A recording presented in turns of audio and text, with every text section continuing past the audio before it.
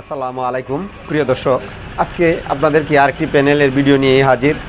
তো আমরা প্যানেলের মাধ্যমে যে কি সমস্যা দেখা দেয় সেগুলোর মাধ্যমে কিছু কিছু অংশ আপনাদের মাঝে তুলে দেওয়ার চেষ্টা আমি করে থাকি সবসময়।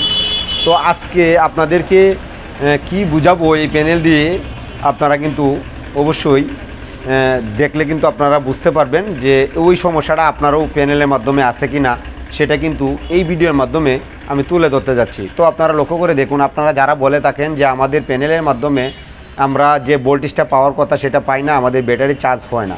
তো সম্পূর্ণ লাইন যদি ক্লিয়ার থাকার পরেও যদি আমার ব্যাটারি চার্জ না হয়, তো আমরা প্যানেলের মাধ্যমে যদি এরকম রোগ দেখি তাহলে কি বুঝে নেবেন সেটাই কিন্তু এই ভিডিওর মাধ্যমে দেখাবো। তো প্যানেল আমরা এইভাবে দেখি, কিন্তু মনে করি আমাদের প্যানেলটা ভালোই রয়েছে। তো আমরা প্যানেলের মধ্যে আপনাদেরকে দেখাবো যে দেখুন, লক্ষ্য করে আমি স্ক্রিনটার মাধ্যমে কাছে নিয়ে আপনাদেরকে দেখাচ্ছি। তো লক্ষ্য করে দেখুন, এরকম যাদের প্যানেলের মাধ্যমে রয়েছে যে এরকম দাগ আছে, যাদের প্যানেলের মাধ্যমে তারা কিন্তু সম্পূর্ণ ভোল্টেজ পাবেন না। তো এরকম যারা দেখবেন যে আমাদের প্যানেলের মধ্যে রোগ রয়েছে, সেগুলা কিন্তু আপনাদের এইগুলা সমস্যার কারণে কিন্তু আমাদের ভোল্টেজটা কমে আসে। তো এরকম যদি আপনারা কারো প্যানেলের মাধ্যমে থেকে থাকে, তো আপনারা কি করণীয়?